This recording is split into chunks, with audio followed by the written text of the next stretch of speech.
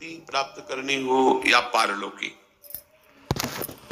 प्रातःकालीन कम से कम सूर्य उदय होने के 2 घड़ी पहले 24 दूनी 48 मिनट।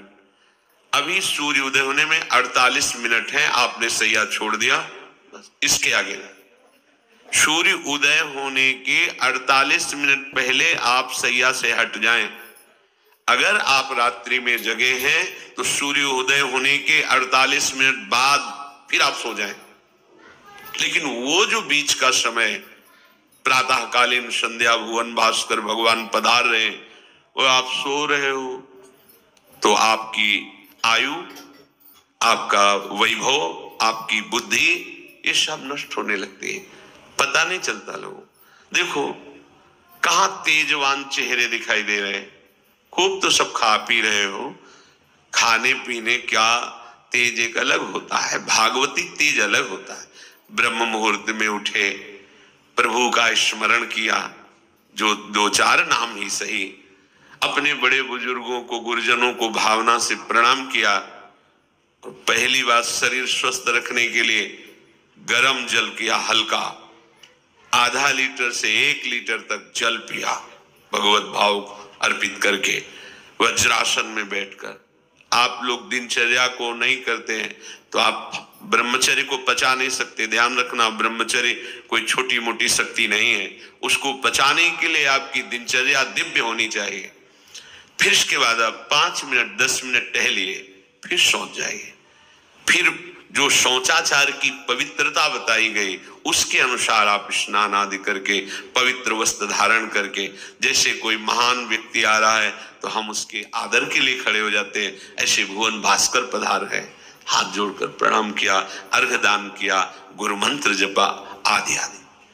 अब पढ़े हो आप कि हम तो 2-3 बजे तक जगे हैं, ऐसा अगर आप भजन में जगे हैं तो भी सूर्योदय के समय आप उठ जाइए। आपके गुरु आवे तो क्या आप सोते रहेंगे क्या? तो जगत गुरु हैं भुवन भास्कर, परम ज्ञान स्वरूप हैं, गायत्री छंद रूपी घोड़े हैं इनके रथ के, स्वयं भगवान अरुण देव सारथी हैं। और भगवान पीछे वर्णन किए, मैं ही सूर्य रूप से जगत को प्रकाशित करता हूं और ताप के द्वारा जल को सोख कर मैं ही वर्षा कराता हूं। भगवान का आदर करना। जो सूर्योदय तक सोते हैं उनकी बुद्धि में भागवतिक बातें, अध्यात्म बातें आ जाए, मेरी समझ में नहीं आता। अगर आप थोड़ा भी शरीर स्वस्थ रखना चाहते हैं तो जैसे नियम से भजन वैसे व्यायाम आवश्यक है। सबसे प्रार्थना है, ये दवाइयों के बल पर जीना बंद करो। शरीर में जितनी आवश्यकता जल की है, अगर उतना नहीं जाएगा तो आपकी एसिड बनेगी, फुंसियां निकलेंगी, कब्ज बनेगा, कई परेशानी। हम साधुकों को कहते हैं, कभी कभी जैसे पूछते हैं कितना जल पिया, वो अभी तो पिया नहीं। अच्छा, ये शरीर है, ये एक गाड़ी है, कोई सच्चिदानंद नहीं है। उचित आहार, उचित जल, व्यायाम के लिए कुछ समय नहीं। और भी 10 दिन बीमार पड़ोगे फिर देखो, आप कहते समय नहीं है। हमने अपने बीमार स्थिति की दिनचर्या को बताया, शीत धाम की 2 बजे उठना, जो आपको बोल रहे हैं ऐसे ही दिनचर्या करते, और 45 मिनट व्यायाम। इसके बाद तुरंत प्रणाम करके वृंदावन की परिक्रमा, फिर आके श्री जी की मंगला, फिर आके 9 बजे तक गुरुदेव भगवान की सेवा में, फिर वहां से आके श्री जी का श्रृंगार, फिर भिक्षावृत्ति आदि 12-1-2 बजे तक। कोई चाय, कोई पानी, कोई ऐसा कुछ नहीं कि बाल भोग, कुछ नहीं था ही नहीं। जिंदगी में 100 ग्राम दूध नहीं खरीदा कि भाई हमारा दूध बंद, कभी नहीं ऐसा। पर कभी ऐसा महसूस नहीं हुआ कि मैं बहुत कमजोर हूं। ब्रह्मचर्य को बचाने के लिए बहुत शरीर को क्रियाशील होने की आवश्यकता है, या तो प्राणायामों के द्वारा, आसनों के द्वारा। अब ना आसन है, न प्राणायाम है, न व्यायाम है, और फिर क्या, कैसे भावना आपकी भगवत भावना बनेगी? तो एक प्रमाद स्थिति, एक छिन्न भिन्न खिन्न स्वभाव नहीं बात बनेगी। अध्यात्म का साधक जो होता है, एक नवीन खिला हुआ कमल जैसा, मुख प्रसन्न तन तेज विराजा, रामचंद्र कर का। कोई असाध्य रोग, कोई बहुत, वो बात अलग है। नहीं तो ऐसा वो जैसे कमल खिला होता है ऐसे खिला रहता है। क्यों? हर समय चिंतन सही, आचरण सही, सब कुछ सही। जो भगवत भावना विहीन जीवन है वो मुर्दा जीवन है। जिन हरि भगति हृदय नहीं आनी, जीवित सब समान ते प्राणी। वो जान नहीं रहे, मुर्दे जैसा जीवन है। क्या जीवन का मान? वही गंदे भोगों को भोगना, उसी का चिंतन करना और भोग भोगने वाले शरीर को स्वस्थ रखने के लिए विषय सामग्री इकट्ठी करना, इसके बाद मर जाना। बोलो इसके अलावा और क्या है? ये बनाया वो बनाया वो बनाया, जरा सा हिला पूरा का प्रांत नष्ट हो गया। क्या है इसमें? शाश्वत क्या है?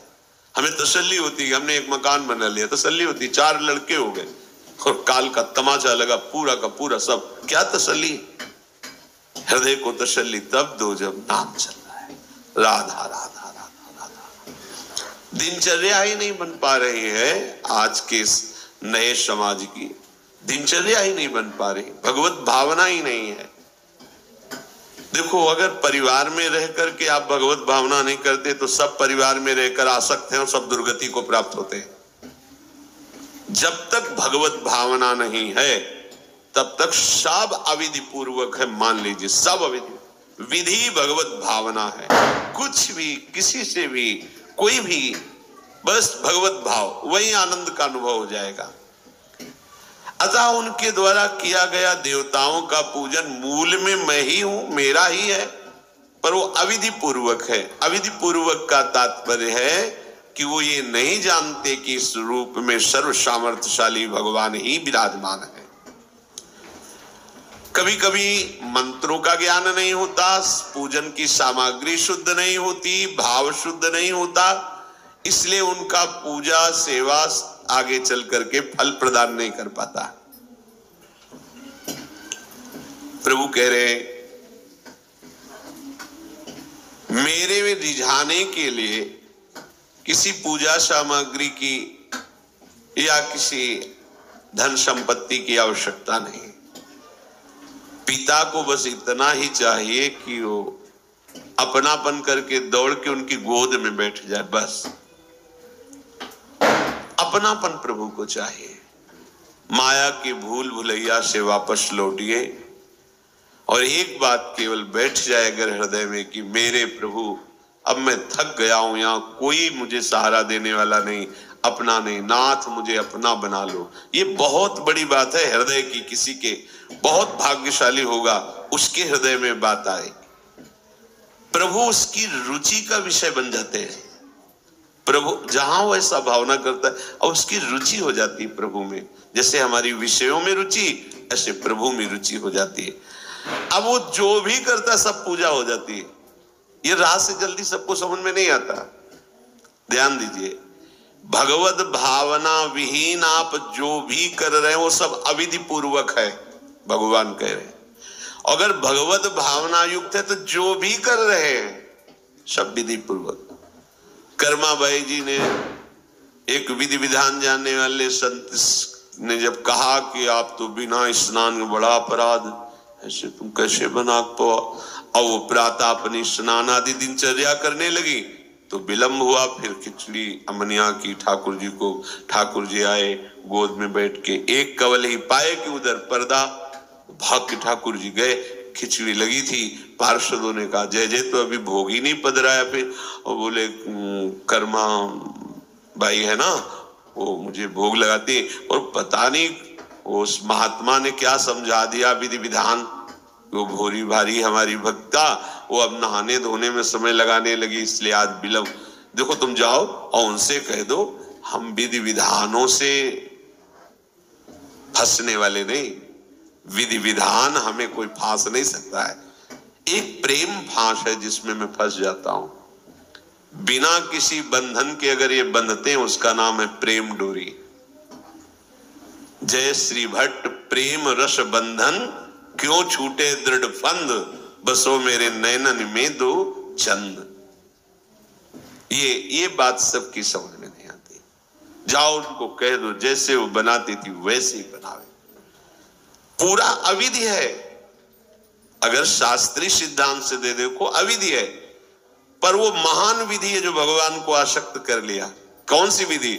मेरे अपने प्रभु, मेरे प्यारे रात में भूखे रहते होंगे, ये भाव। भगवत भाव विहीन जितना जो कुछ आप कहोगे कि कैसे अविधि पूर्वक भगवान कह रहे हैं। देखो, जब मथुरा के ब्राह्मणों को भगवत पार्षद सखाओं ने निवेदन किया कि भगवान श्री कृष्ण और बलराम आज इधर ही गाय चराने आए हैं और वो भूखे हैं, आप थोड़ा सा कुछ भोजन सामग्री दे दीजिए। तो देखा कि ग्वारिया है, बात ही नहीं की, अधिकारी ही नहीं समझा, बात का अधिकारी नहीं समझा। ऐसा नहीं कि इनको पता न चला हो कि भगवान का अवतार है, क्योंकि जब भगवान अवतरित हुए सबको पता था कि भगवान अवतरित हुए हैं। प्रायः सबको पता था, सबको। जैसे वायु शीतल चलती तो सबके अंगों में लगती, इसलिए महान प्रकृति उल्लसित होकर नृत्य कर रही थी आनंद में जब भगवान का प्रादुर्भाव हुआ। और उन्होंने बाद में स्वीकार किया कि मैंने महापुरुषों से सुना था कि भगवान पधारे हैं, पर मेरा कितना दुर्भाग्य कि वो स्वयं यज्ञ भोक्ता भगवान आगे जिस कहे, आम ही सर्व यज्ञानाम भोक्ता च प्रभुरेव च, समस्त यज्ञों का भोक्ता मैं हूं। स्वयं समस्त यज्ञों के भोक्ता मांग रहे हैं और वो यज्ञ करने वाले ब्राह्मण अनादर कर रहे हैं। हुई ना विधि। और उन्होंने स्वीकार किया